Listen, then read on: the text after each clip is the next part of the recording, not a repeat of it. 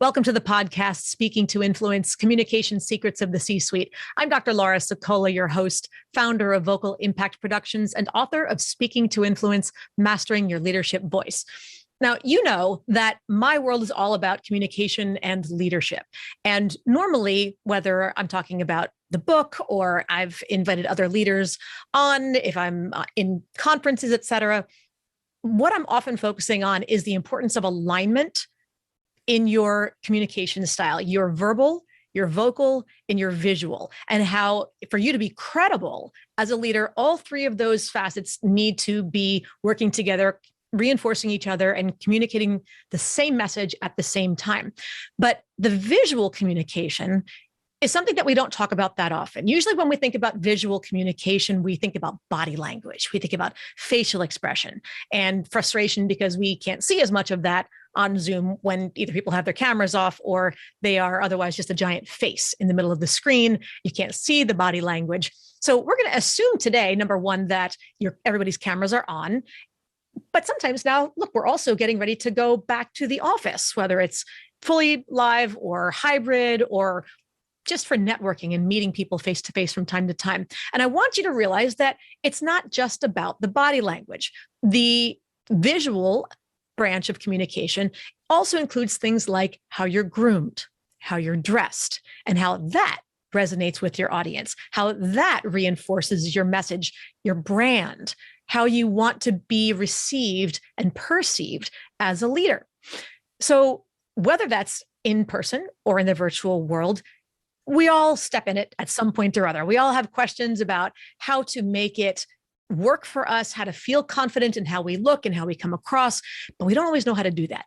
So that's why my guest today is Francesca Zampaglione, and she is a professional stylist. She's got all the tips, all the do's and the don'ts, and she's here to help to answer your questions and help you look at that closet, look at that makeup drawer, look at those accessories, and feel confident whether you're going to walk in a room or click join meeting with a button.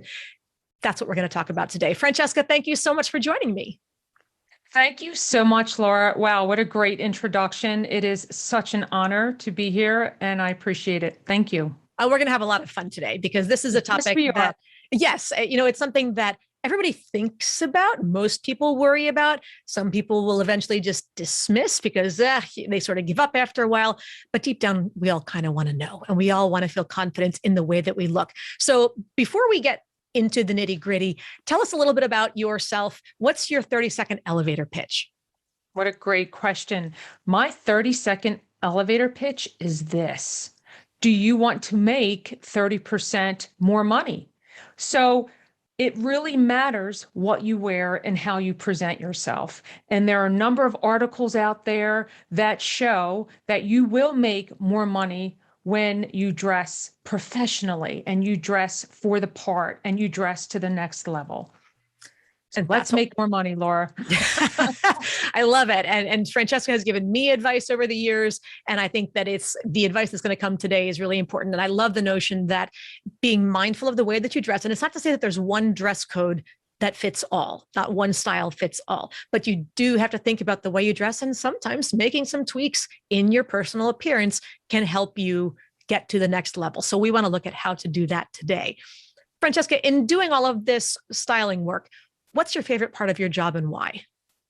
I love that question, Laura. Your questions are fantastic. My favorite part is how I make people feel. You know, I have conversations before I get to their house or maybe while we're shopping, and they always say, Francesca, I feel so much better after talking with you. That is my absolute favorite part of my job.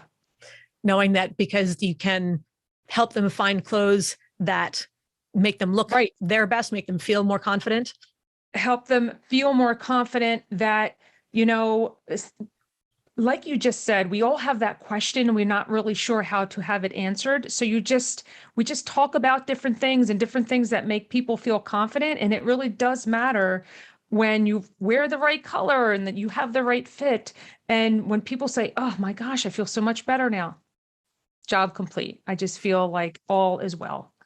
And it's funny, you talk about colors and things, and most people don't realize how important color is. I learned a while ago that maybe 10 years ago, probably, I had my colors done. A friend before I met you, and she said, "Oh no, you're a winter. You should never wear yellow. You should never wear gold. You should wear white metals. You should wear these kinds of colors."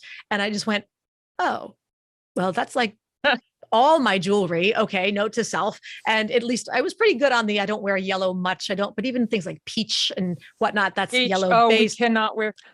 No, Because you're a winter too. So. Yes, I'm a winter as well. And peach is totally out for us. Yep. Learned that after way too many peach sweaters and shirts over the years. So, but it's really amazing how those things, when you realize, oh, that color really does just make me look stronger. It makes people go, wow, you look great today. And even though it's the exact same shirt you were wearing yesterday, just in a different color, it captures people's attention, not in a screaming look at me way, but just in a can't help but notice you today kind of a way. And you bring up such a great point, Laura, because when I talk to people about the right color for them, they often know what the right color is because of what you just said. People come up to them and say, "You look great today. Wow, did you lose weight?" Or, "Wow, your skin is glowing." That's because they're wearing the right color. So a lot of people know, they just don't put the two together. So thank you for saying that. Yeah, no, I think it's great. And how can people find out what their color is, what their colors are? What's the best palette? So that is such a great question. There is a book that was published in 1987. And it's still relevant, even though their fashions are not. It is still relevant. It's called Color Me Beautiful. And there are 4 palettes in there. And there's lessons in there from the author that help you define whether you're fall, spring, winter, or summer, right? And in there, they have all the appropriate colors that's right for this season. So, it doesn't mean that you shouldn't wear a certain color, but I will tell you this for sure: we should not wear peach. Like, you should pay attention to what the author has to say. But that's one of, there's obviously, I'm sure you can Google and find different things, but this is a tried and true tested book. Like, it's maybe $12 on Amazon or wherever. But easy resources. Easy resources. Color Me Beautiful if you are curious and want a full palette for you. Or we can set up, we could set up a call and I could talk to you about it too. Sure. And we'll give contact my favorite information topic. Yeah, of course. Now, when we think about what's current and what's coming up in the world, the topic that's on everybody's mind, of course, is, are we going to go back to meeting people in person? Are we staying virtual, or are we going to do some mix of hybrid? And I think being either in the virtual meeting space or being in person, there are some challenges that overlap, and sometimes that are really different issues with regard to how to dress, how to look your best in each of those.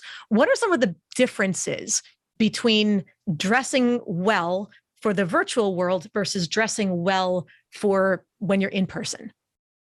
So one of the biggest differences, Laura, that I've noticed is striped shirts versus checked shirts.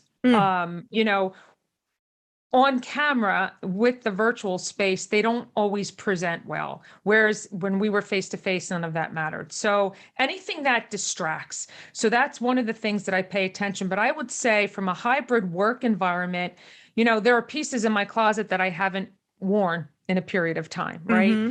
But we still want to present ourselves in a professional manner when we're working. We need to pay attention to all of those things that you mentioned early on, or, the visual, that what's behind us and our background and what we sound like, but also pay attention to what you're wearing from head to toe. Like, it's a mindset. I want people to think about that. It's just so confusing.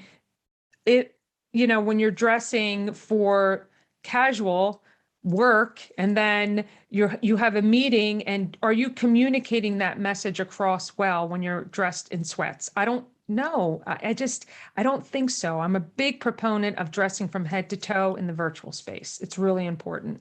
And it's not just about wearing a suit, right? You're not necessarily advocating being in a full suit from top to bottom. Absolutely not. I'm not advocating a suit, a button-down shirt, something that's clean, something that's not stained, something that fits. That's one thing that I hear over and over is, I don't know if that fits. Well, We have to try things on, and it's okay if it doesn't, because the clothes should fit us, not the other way around. Right. So let's find, right. There's a lot of stress out there. If things don't fit you, that's okay. They should. So go find and feel good about finding something that does. If it no longer fits you, there are plenty of charities out there that could do well with it. Sure. And I think what I heard you just say, and I want to make sure that I'm clear on it and that everybody else is too, is that the way you dress changes the way you feel in general in the moment. And then that changes the way that you communicate. That changes the way that you project yourself, and that it changes the way people receive your message. So it's not just about being comfortable, like I'm in a t-shirt and, gym shorts and flip flops because I'm comfortable and that makes me happy. But does my posture change? Does my sense of authority, the way I convey the way my voice sounds, is there a correlation between the way that you dress and how those things come across? Right. Yep. You just summed it up so well and clarified it so well that I do believe there's a clear communication channel with how you present yourself, and how, it's a matter of trust, right? People trust. If we're confident with ourselves, people trust us. And that's what we want. A trusted relationship in anything.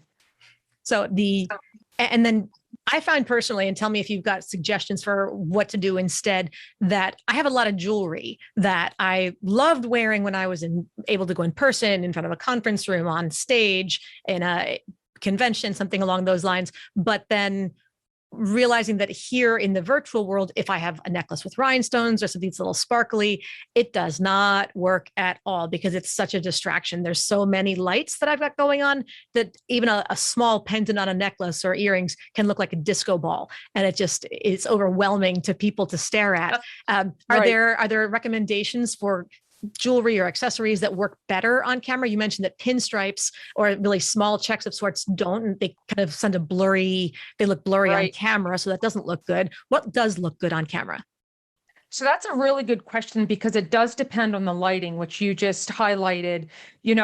Depending on how many lights you have in your space, it will pick up the diamonds and the jewelry. I don't have as much light as you, and I'm okay with some shiny things, but we need to be mindful of it. And all that I can say is, like, test it out in advance. Check it out with someone across the screen, and if it looks distracting, like, let's take it off. But other than that, we get our makeup has to maybe be a little heavier depending on the lighting. Maybe it has to be a little lighter depending on the lighting. We have to really test our environment out and pay attention to what we look. And do you like your image? Okay, I don't know, maybe my lipstick is too dark for this time of day. Because another thing that I noticed, Laura, is it depends what time of day I'm on Zoom, right? Because my room where I am right now has lighting to the left of me, and it faces the west for me. Where the natural light is coming from, you mean? Where the natural light is, pardon. And I've had to add panels, because sometimes during the bright sunny day, I have to close the panels because it gets way too bright in here. And again, that can pick up things on what I'm wearing, the jewelry. So it's paying attention to all of those pieces. And you might not be able to wear it. This is something that you and I talked about. You might not be able to wear those shiny pieces while on camera, but save them for the face-to-face, because we are integrating back a little by little. And if they're your favorite pieces, you should have every chance to wear them again. Yes. Don't throw those out too soon. Right. Absolutely. Look forward to being back on stage and in front of large groups again. That'll be fun. Now, when you think about your own personal skills as a communicator, because obviously you're advising people, it's usually whether it's one-on-one or you're doing a workshop with a group or something like that, what are you really good at communicating, and what do you wish you were better at? I feel like I'm really good at communicating and helping people through their problems. It's because it's not always just about not having the right clothes. Someone told them along the way that something didn't look good on them. I'll give you a perfect example. I have a client who I had the opportunity to work with just before this recording. And she's had some tough things happen in her life. And that was reflected in the type of clothes that she was buying. And I'm like, you have such a great figure. You've been hiding it under those big sweaters. She goes, oh my gosh, I'm so glad you're in my life, because I wasn't feeling that. So sometimes we just need to uplift people. And I feel that I'm really good at that, Laura, that I help them remove the distractions that are not making them feel good. She's like, what do you think about this sweater? I'm like, oh, that's not really a good color. And what do you think about this? She's like, I don't like it either. She kind of knows, but I just use her as an example because I Sure. still feel great about spending time with her. What I could use work with, let me think about that. The social stamina, I would say this. It's really hard now meeting people because we've been inside and I'll just have a meeting, and I can shut down and just take a breather. But if I've had a couple of coffee meetings face to face, and I feel like I get exhausted a lot more quickly now. So I want to rebuild my social stamina, if you will, if that makes any sense, as we integrate back into life Sure. outside of my home office, right? I have a number of clients who've talked about now that there's some networking events that are starting again, meeting some people for dinner and meeting some people here and there, just forgetting how to network, forgetting how to elevator pitch, forgetting how to make that getting to know you introductory kinds of conversation in person. You forget the basics. It's kind of strange. You can do all the hardcore number crunching and whatever else, but the simple act of communication is harder. Yeah, definitely. Now, style shifting is something that I usually talk about with regard to how you speak and the challenges of feeling like when you're talking to different audiences, whether it's the board or clients or your engineering team versus your finance team versus, anybody else, your teenagers for that matter, that it's hard to convey the same content or how to be an effective communicator with all those different groups, how to adjust your messaging so that they can hear what you need them to hear in a way that they're able to hear it, but still be authentic to yourself. You're not trying to be them. You're not trying to imitate them or something like that, but you still need to flex. I have to imagine that that's just as much a concern with dress code and how you put yourself together physically. You want to be able to connect with everybody, regardless of whether you're talking to prospective clients or you're giving a talk to your kids back to or career day, or you are doing a mentoring meeting, or you're talking to the board of directors. Do you need to change your clothing for each of those contexts? And if so, how do you do that in a way that still allows you to be yourself? That's a great question, because when we dress like other people in the room, we're more likable because we're like them, right? Mm-hmm. There's a book that I've read, Never Split the Difference. And yes. The author, actually, I'm sure you've heard of it and Chris read it Voss. And everything. Yep. Yes, Chris Voss. He's great. And he speaks to that. He says that, when you're in a room, people like you more when you dress like them. So it is hard to have to change outfits all the time, but we want to try to be more like who's in the room, like your audience. I've spoken to this before. When you attend networking events, pay attention to the audience. And, for a presentation, you're going to dress differently, right, than you are right here, right now. So we do have to be mindful of A, our audience, and B, who else is in the room, so we're not standing out so much. I hear this too as I guide people through interview prep, right? People like, oh, should I wear a suit and jacket and it's a casual environment? Well, let's talk about the industry. Are they a very formal environment like lawyers and accountants, or are they less formal? Maybe they're in IT. So how do we shift? We have to try to plan a little bit more than maybe we thought about before to get that recognition and understanding, to get our message across. Like, okay, he gets me, right? Sure. And so are there tips to do that in a way that you don't feel like you're just trying to kind of single white female it, with reference to the horror flick of the whatever yes. decade it was, but the idea of like you're trying to actually imitate that person, and that person wears turtlenecks, so I'll wear turtlenecks, or that person always does XYZ, or they like that brand, so I'm going to try to look like a little mini me of that person. You're not trying to actually imitate them per se. How do I translate that into a way that I can be more relatable to them, but still be myself? Yeah, I'll just jump into just an example.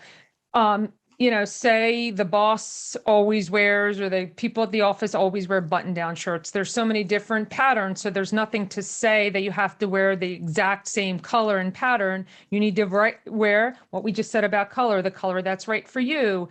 Maybe you don't like khaki pants, so you wear like blue pants, but you can still be unique and still be the same, because there's so many different color and fabric options that differentiate you. And what matters is the fit and how you feel in it, right? So looking like them, but not exactly like them. So don't run and ask them. I actually had this happen to me in my personal life. Someone would ask me where I bought something and then show up in the same outfit the next day. Like, yes, that was crazy. So without doing that, you just say, okay, this is how they dress to work. They wear dresses, or this is how they dress to work. They wear pants most of the time. And you just adopt that way. There's so many different styles, more so for women. We have way too many options. Way too many. I would agree with that for sure. Way too many. It's just, it's out of trouble control sometimes too. All right. Well, Francesca, this brings us to the listener 24-hour influence challenge. This is a chance for you to talk directly to the audience and challenge everyone to take one step that they can complete within 24 hours to have more influence. How would you like to challenge our listeners today? I love that question. All right, everybody, listen up. I want you to go to your closets, and I want you to find a piece that you haven't worn. So I have clients that every hanger has a story, and they just, as we clean their things out, they're afraid to let things go. I guarantee you can find one. Now, if you want to be an overachiever, feel free to go for 5. I once helped someone and I said, you need to get rid of a minimum of 25, and she found 40. So you don't have to give yourself that much time, because you only have 24 hours. So that's why my goal is to just find one. I know you can do it. So I'm going to ask for a parameter here. You said an outfit you haven't worn in how long? Oh, that is such a great question. So typically I would say 1 year, but I'm going to give the audience the grace. If you haven't worn something in 2 years, it's time. Got it. With the whole COVID pandemic era thing, we haven't worn a lot of stuff, but we might get back to some of them. But if you haven't worn it in at least 6 or 8 months pre-pandemic, then you're probably not going to wear that again either. Then you're probably not going to. And you know what? Even if it has the tag, that's the magic. Because there are people that will say, but I spent X amount of dollars on this, but it's still sitting in your closet, even if it has the tag. That's the gold star bonus challenge winner. That's great. All right. So if you find something in your closet that you haven't worn in at least 2 years or longer, even if the tags are still on it, find something that you haven't worn and just commit to getting rid of it. Donate it, throw it away, sell it, eBay, Craigslist, whatever you want, but get rid of that piece. Yeah. Awesome. All right. Now we're talking about all the stuff that you're helping people to do right, but everybody had a learning curve at some point or other. Can you share with us a fashion faux pas that you made at one point, the lesson that you had to learn? So she's asking me to embarrass myself. So it's time, right? So yes, I did. And I'll tell you why it was embarrassing, because I had to be reprimanded on something I wore. And I always thought that I did such a great job. But and how long ago was this? Oh gosh, this was easily 20 years ago. Okay. So you were new in your career, younger. Okay. Didn't know any better at the time. I was fairly new.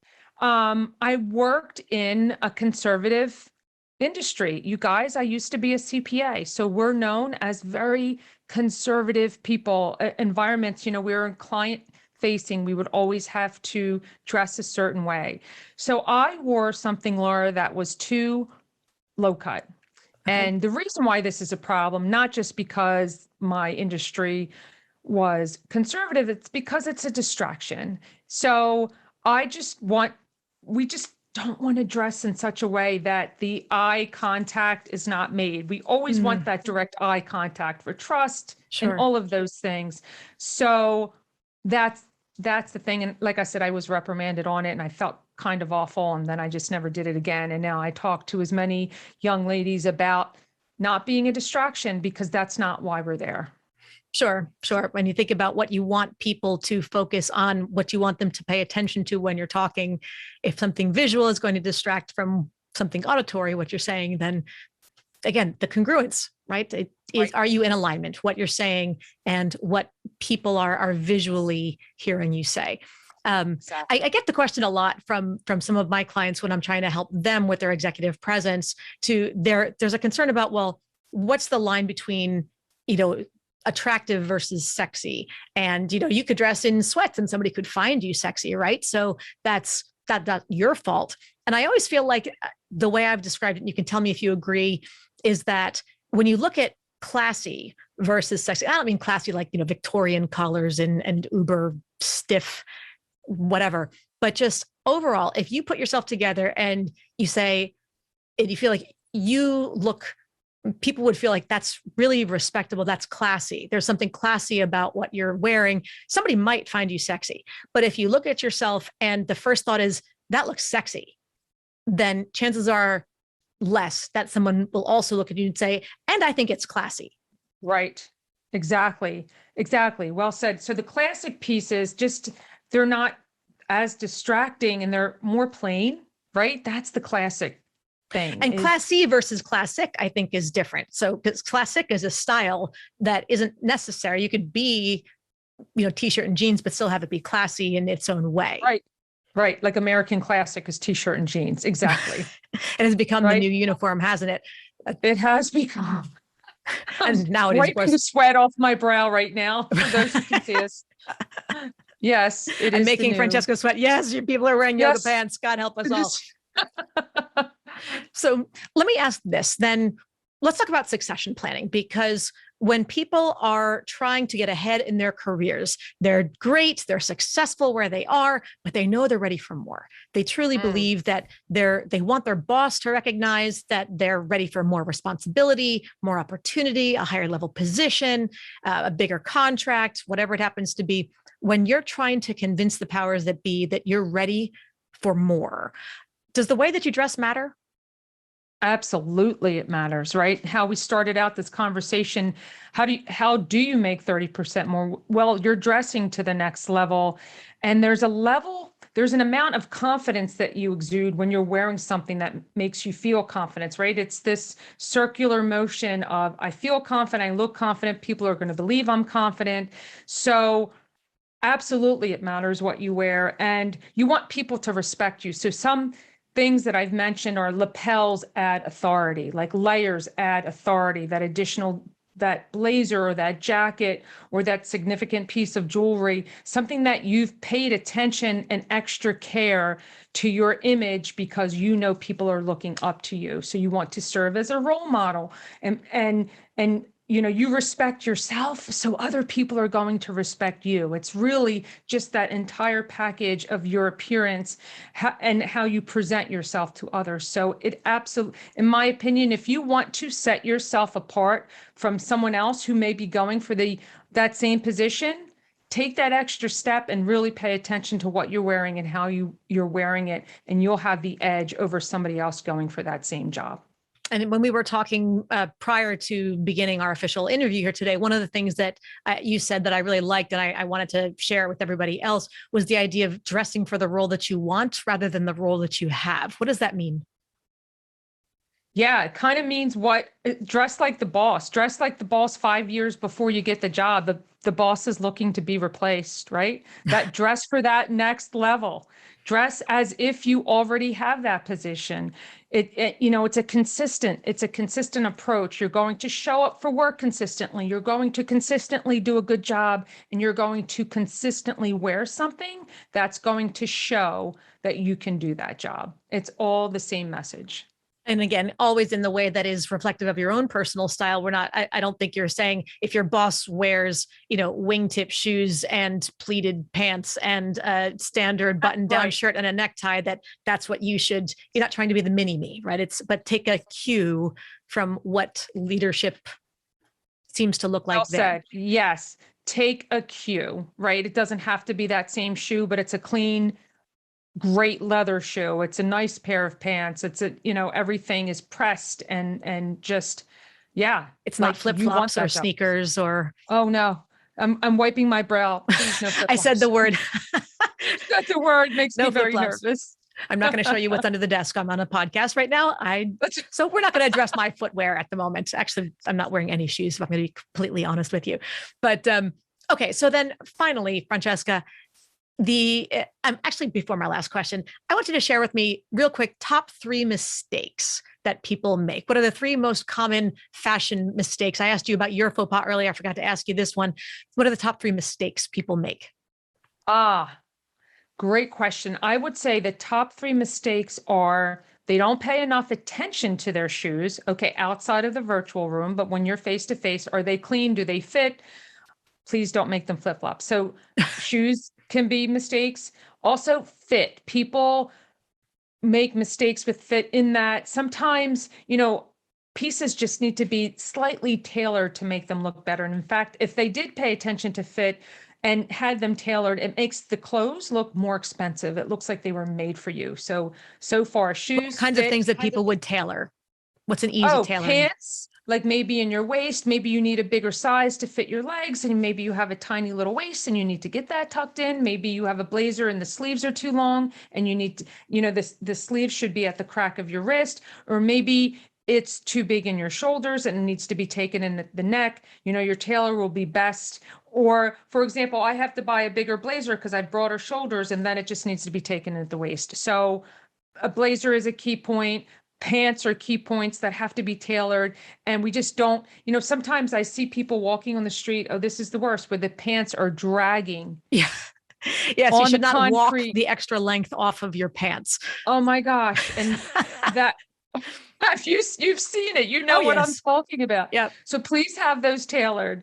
So that is a mistake that I see. And then the other mistake I see is that people don't check their reflection out in the mirror. Like, did you see that deodorant stain on your shirt? You could have just wiped that out. Or did you see that your top really doesn't match the pants too well? So full length mirror, check it, buy one, check it out. Don't make the mistake of not checking on your way out the door. Even before you sit down for a virtual call, do you look presentable? You can always check your reflection in the virtual room. But those are the top 3 things. The full length mirror, I just had flashbacks to when my son was a baby, a toddler, that constantly felt like, oh my gosh, I have to do a complete 360 to check do I have like oatmeal smeared around my knees where he hugged me before I left? Did he wipe? I give him a hug, and did he wipe his nose? Am I walking in with a great big smear on my shoulder? And every now and then you realize you missed something until you walked into the room and you went, oh, good God. I'll be right back. Excuse me right now. So yes, full length head to toe check. It's not just about being super vain. There are things you just want to know ahead of time. I would agree. Just want to know. Yes. Yep. Yes. Perfect. So finally then, advice to future generations. Francesca, if you were asked to give the commencement address at a high school graduation ceremony, what advice would you give the graduates? Whether or not they go to college, regardless of their major or career goals, what's the one thing they have to do to be successful? I love this question. And I would say the one thing, buy a blazer. Everybody get a blazer. It's going to make you look amazing.